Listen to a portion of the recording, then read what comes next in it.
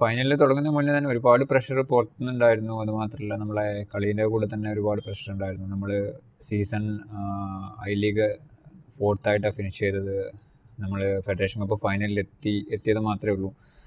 AFC cup അടുത്ത റൗണ്ടിലേക്ക് qualify ചെയ്തിട്ടില്ല. ഇഷ്ടംപോലെ പ്രഷർ നമുക്ക് ക്ലബിൻ്റെ ഭാഗത്തു നിന്നുകൊണ്ട് പിന്നെ പേഴ്സണലായിട്ട് എനിക്ക് ജോബിൻ്റെ കാര്യങ്ങളൊക്കെ ഉണ്ട്. അപ്പോൾ ഏറ്റവും ഇമ്പോർട്ടൻ്റ് ആയിട്ട് നമുക്ക് ആ ഗോള് എങ്ങനെയെങ്കിലും വേണം എന്നുള്ളതാണ്, അല്ലെങ്കിൽ കളി ഫൈനൽ എങ്ങനെയെങ്കിലും ജയിക്കുക എന്നുള്ളതാണ് നമ്മൾ ഏറ്റവും ഇമ്പോർട്ടൻ്റ് ആയിട്ടുള്ള പോയിൻ്റ് ആ സമയത്ത്. അപ്പോൾ ആ ഗോള് കിട്ടി, ആ ഫൈനൽ ജയിക്കാൻ പറ്റി എന്നുള്ളത് നമ്മളെല്ലാവരും ക്ലബ്ബ് നമ്മളൊക്കെ ഒന്ന് റിലാക്സ് ആകാൻ സഹായിച്ചു എന്നുള്ളതാണ് ഏറ്റവും ഇമ്പോർട്ടൻ്റ് ആയിട്ടുള്ളത്. നമുക്ക് കാണാമല്ലോ, നമ്മളെല്ലാവരും ഇപ്പം എല്ലാ ആൾക്കാരും ഇപ്പോൾ സർക്കാരായാലും കേന്ദ്ര സർക്കാരായാലും നമ്മളെ സ്റ്റേറ്റ് സർക്കാരായാലും ഫുട്ബോളിനെ സ്നേഹിക്കുന്ന ആൾക്കാരായാലും പഴയ പ്ലേയേഴ്സ് ആയാലും എല്ലാവരും ഒരുവിധം നമ്മളെ സപ്പോർട്ട് ചെയ്തിട്ട് മാത്രമേ സംസാരിച്ചിട്ടുള്ളൂ. ആരും നമ്മളെ എന്താ പറയുക ജോലി പോയത് നന്നായി എന്നുള്ള രീതിയിൽ ആരും സംസാരിച്ചിട്ടില്ല. എല്ലാവരും നമ്മളെ സപ്പോർട്ട് ചെയ്തിട്ടേ ഉള്ളൂ. അത് ഭയങ്കരമായിട്ട് എന്താ പറയുക മോട്ടിവേറ്റ് ചെയ്യുന്ന കാര്യമാണ്. എന്നും നമ്മൾ എങ്ങനെ കളിക്കാം അല്ലെങ്കിൽ എന്നും മുന്നോട്ട് എങ്ങനെ പോവാം എന്നുള്ളത് ഈ സപ്പോർട്ടിനൊക്കെ അനുസരിച്ചാണുള്ളത്. സ്റ്റേറ്റ് ഗവൺമെൻറ് ജോബ് ഇപ്പം എന്താ പറയുക ജോബ് ഓഫർ ചെയ്തു എന്ന് പറഞ്ഞാൽ അവർ എന്നോട് പറഞ്ഞിരിക്കുന്ന കേന്ദ്രത്തിൻ്റെ ഡിസിഷൻ എന്താണെന്ന് നോക്കി അതിനനുസരിച്ച് തീരുമാനിക്കുക എന്നുള്ളതാണ്. സ്റ്റേറ്റ് ഗവൺമെൻറ് എനിക്കിപ്പോൾ കളി തീരുമ്പോൾ ഒരു ജോലി വേണമെന്നേ ഉള്ളൂ. ജോലി വേണമെന്ന് പറഞ്ഞാൽ ഒരു വരുമാനം വേണം എന്നുള്ളതാണ്. അതിപ്പോൾ സ്റ്റേറ്റ് ഗവൺമെൻറ് ആയാലും സെൻട്രൽ ഗവൺമെൻറ് ആയാലും ഞാൻ ഇപ്പോൾ ഏതായാലും ഇപ്പോൾ സ്റ്റേറ്റ് ഗവൺമെൻറ് ഓഫർ ചെയ്താൽ ഞാൻ സ്വീകരിക്കും എന്നുള്ളതാണ്. എനിക്ക് കളി തീരുമ്പോഴേക്ക് അല്ലെങ്കിൽ കരിയർ തീരുമ്പോഴേക്ക് ഫുട്ബോൾ കരിയർ തീരുമ്പോഴേക്ക് ഒരു ജോലി വേണം എന്നുള്ളതാണ്. അതിപ്പോൾ ആര് ജോലിയായാലും ഞാൻ സ്വീകരിക്കും. അങ്ങനെ എനിക്ക് തോന്നില്ല ഒരാളും ജോലി വേണം എന്നുള്ളത് വെച്ചിട്ടല്ല ഫുട്ബോൾ കളിക്കുന്നതോ അല്ലെങ്കിൽ അത്ലറ്റിക്സ് ചെയ്യുന്നതോ. പക്ഷേ നമുക്ക് ജോലി ഇല്ലാതെ ഞങ്ങളുടെ കരിയർ കഴിഞ്ഞാൽ ഞങ്ങൾക്ക് മുന്നോട്ടേക്ക് പോകാൻ പറ്റില്ല. അതുകൊണ്ട് മാത്രമാണ് എല്ലാവരും ജോലിക്ക് ജോയിൻ ചെയ്യുന്നത്. കരിയറിനെ സപ്പോർട്ട് ചെയ്യാൻ അല്ലെങ്കിൽ മുന്നോട്ടേക്കുള്ള ഭാവിയെക്കുറിച്ചുള്ള ഒരു ചിന്തകളും ഇല്ലാതെ കളിക്കാനോ അല്ലെങ്കിൽ അത്ലറ്റിക്സ് ചെയ്യാനോ അല്ലെങ്കിൽ ബാക്കിയുള്ള എന്തെങ്കിലും ഏത് കളികളായാലും അത് മുന്നോട്ട് കൊണ്ടുപോകാൻ വേണ്ടിയിട്ട് നമ്മൾ ജോലിക്ക് ജോയിൻ ചെയ്യുന്നത്. അല്ലാതെ ജോലി എന്നുള്ള സ്വപ്നം വെച്ചിട്ട് ആരും ചെറുപ്രായത്തിൽ പ്രാക്ടീസ് തുടങ്ങുന്ന ജോലി എന്നുള്ള സ്വപ്നം വെച്ചിട്ടല്ല. മുന്നോട്ട് പോകുമ്പോൾ ലൈഫ് എന്താണ് ജീവിതം എന്താണെന്ന് അറിയുമ്പോൾ നമുക്ക് അത്യാവശ്യമായിട്ട് വേണ്ടതൊരു ജോലിയാണ്. ഞങ്ങളിപ്പം 35 വയസ്സ് വരെ അല്ലെങ്കിൽ മാക്സിമം കൂടിപ്പോയാൽ 38-40 വയസ്സ് വരെ ആയിരിക്കും ഒരു അത്ലറ്റിൻ്റെ ഭാവി എന്ന് പറയുന്നത്. അത് കഴിഞ്ഞിട്ട് ഞങ്ങൾക്ക് ജീവിക്കണ്ടേ. അപ്പോൾ അതിന് ഞങ്ങൾക്കുള്ള വരുമാനമായിട്ട് മാത്രമാണ് ജോലി. അല്ലാതെ ഞങ്ങൾ ആരും ജോലിക്ക് വേണ്ടിയിട്ട് കളിക്കുന്ന ആൾക്കാർ ആരുമില്ല. എല്ലാവരും കളിക്കുന്നത് കളിയിൽ ഏറ്റവും കൂടുതൽ ഇമ്പ്രൂവ് എങ്ങനെ ആവാം അല്ലെങ്കിൽ ഏറ്റവും കൂടുതൽ മേലെ എങ്ങനെ പോവാം അല്ലെങ്കിൽ മേലെ എത്താം എന്നുള്ള ചിന്തകൾ വെച്ചിട്ട് തന്നെയാണ് എല്ലാവരും കളിക്കുന്നത്. പക്ഷെ അതിനൊരു സഹായം മാത്രമാണ് ജോലി. ISL ഐ ലീഗോ ഇതിലുള്ള തീരുമാനങ്ങളൊന്നും ആയിട്ടില്ലല്ലോ. അതൊരു ഡിസിഷൻ ആവാതെ എനിക്കൊന്നും പറയാൻ പറ്റില്ല അതിനെക്കുറിച്ച്. അവരെന്താണെന്നുള്ളത് ആരും അവർ തീരുമാനിച്ചിട്ട് അതിനുശേഷം ഞാൻ അതിനെക്കുറിച്ച് പ്രതികരിക്കാം. അറിയില്ല എന്താ ചെയ്യേണ്ടതെന്നുള്ളത്. ഒന്നാമത് ഇത് ഒന്നും എൻ്റെ മാത്രം തീരുമാനമല്ല. ഇപ്പോൾ കേരള ബ്ലാസ്റ്റേഴ്സിൽ നിൽക്കണോ ബാംഗ്ലൂർ FC നിൽക്കണോ എന്നുള്ളതൊന്നും എൻ്റെ മാത്രം തീരുമാനമല്ല. ഞാനിപ്പോൾ ഇവിടെ നിൽക്കണം എന്ന് വിചാരിച്ചത് കൊണ്ട് മാത്രം എന്നെ ഇവിടെ നിർത്തണമെന്നില്ല.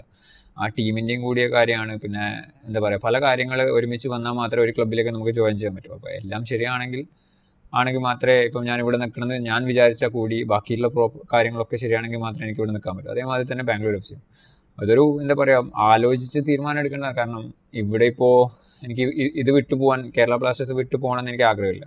അതേമാതിരി തന്നെ ബാംഗ്ലൂർ FC എനിക്ക് ഏറ്റവും ഇഷ്ടപ്പെട്ട ടീമാണ്. അപ്പോൾ അതും ഒരു എന്താ പറയുക എന്നെ ഒരു സമ്മർദ്ദത്തിലാക്കുന്ന ചോദ്യമാണ് ബാംഗ്ലൂർ FC വേണോ കേരള ബ്ലാസ്റ്റേഴ്സ് വേണോ എന്നുള്ളത്.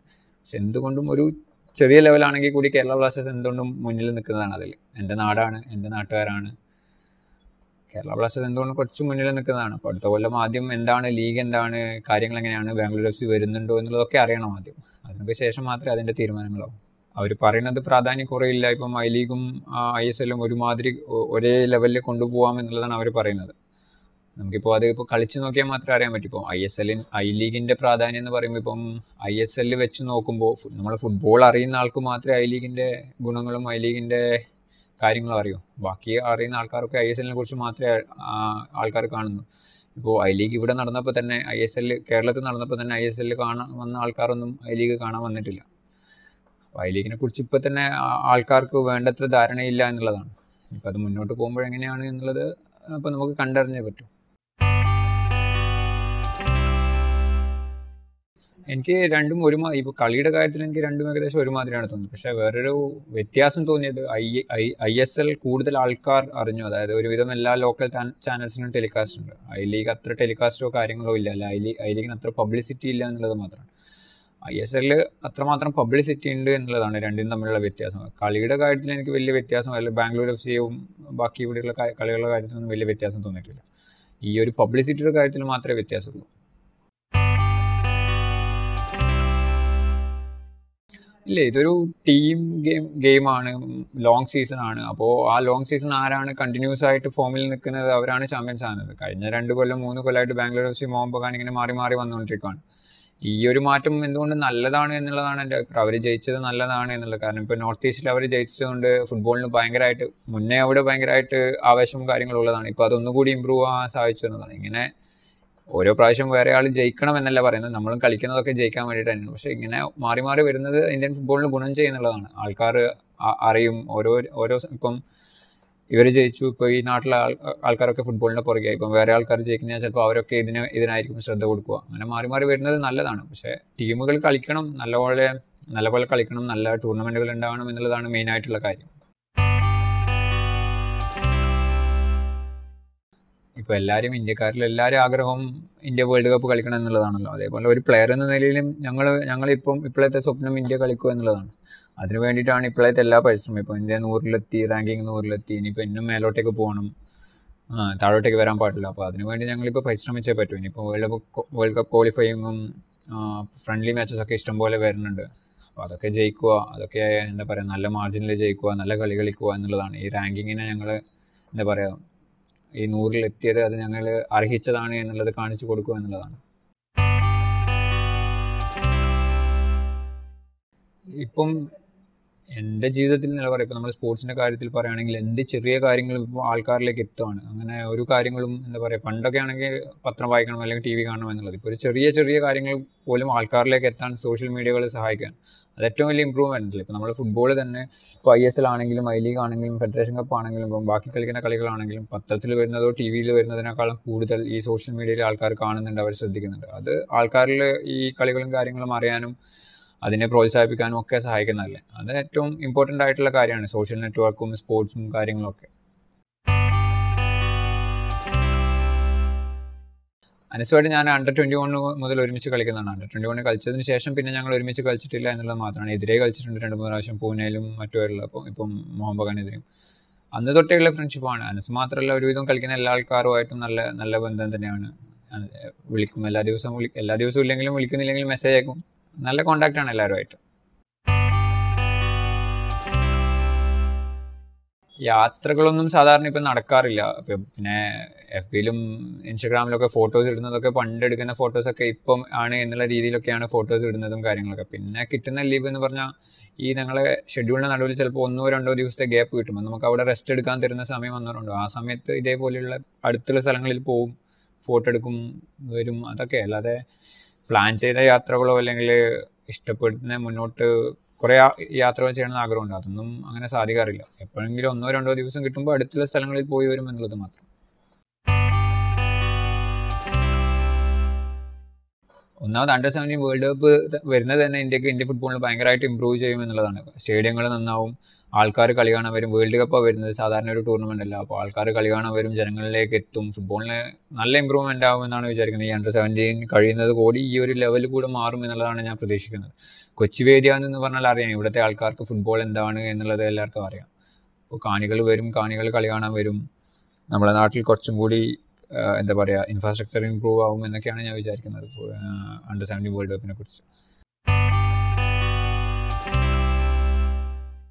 എനിക്ക് അങ്ങനെ കള്ളത്തരം പറഞ്ഞതാണെന്ന് എനിക്ക് തോന്നില്ല. അത് ചിലപ്പോൾ അവരെ മിസ്കമ്മ്യൂണിക്കേഷൻ ആയിരിക്കാം എന്നുള്ളത് മാത്രമാണ്. അതങ്ങനെ ഒരു എന്താ പറയുക, ആരും ഞങ്ങൾ വലിയൊരു ടീമിനെ തോൽപ്പിച്ചു എന്ന് പറഞ്ഞിട്ട് ആരുമില്ല. ജസ്റ്റ് ഒരു കമ്മ്യൂണിക്കേഷൻ എറർ മാത്രമായിരിക്കാം. തെറ്റ് ആർക്കും പറ്റിപ്പോയല്ലോ. അത് തെറ്റാണെങ്കിൽ തെറ്റ് പറ്റിപ്പോയതായിരിക്കും, അത്ര ഉള്ളത് മാത്രമേ ഉള്ളൂ. അല്ലാതെ അറിഞ്ഞുകൊണ്ട് ഇത് ഇറ്റലി ടീമായിരുന്നു എന്നുള്ളതൊന്നും അങ്ങനെ മോശമായിട്ട് കൊടുക്കുമെന്നുള്ളത് എനിക്ക് തോന്നുന്നില്ല.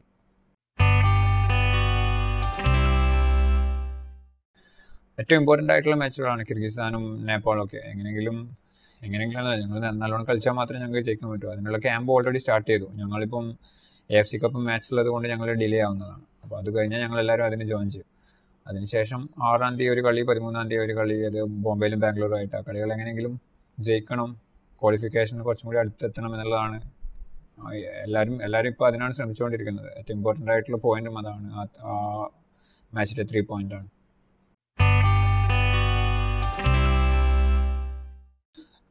ഫേസ്ബുക്കിൽ ഞാൻ ലൈവ് പോകില്ലോ, അല്ലെങ്കിൽ അങ്ങനെ കാര്യങ്ങൾ എൻ്റെ കുറവാണ്. ഇൻസ്റ്റാഗ്രാമിൽ ഞാൻ യൂസ് ചെയ്യുമ്പോൾ ഇൻസ്റ്റാഗ്രാമിൽ ഇടയ്ക്കിടയ്ക്ക് ലൈവ് പോകും, അപ്പോൾ ആൾക്കാരുമായിട്ട് ഇൻട്രാക്ട് ചെയ്യും എന്നുള്ളതാണ്. ഇൻസ്റ്റാഗ്രാമാണ് ഞാൻ കൂടുതൽ യൂസ് ചെയ്യുന്നത്, കാരണം അത് ഫോട്ടോസിൻ്റെ ആയതുകൊണ്ടാണ് ഇൻസ്റ്റാഗ്രാം ഞാൻ കൂടുതൽ യൂസ് ചെയ്യുന്നത്. അപ്പോൾ അതിൽ ഇൻട്രാക്ട് ചെയ്യാറുണ്ട് എന്നുള്ളത് മാത്രമേ ഉള്ളൂ. ഫേസ്ബുക്കിൽ കുറവാണ്, പക്ഷെ കിട്ടുന്ന സമയത്ത് വരുന്ന മെസ്സേജിനൊക്കെ റിപ്ലൈ, ആരാന്ന് നോക്കാതെ റിപ്ലൈ അയക്കാൻ നോക്കാറുണ്ട്. കിട്ടുന്നതിനൊക്കെ സമയം കിട്ടുമ്പോൾ റിപ്ലൈ അയക്കാൻ നോക്കാറുണ്ട്.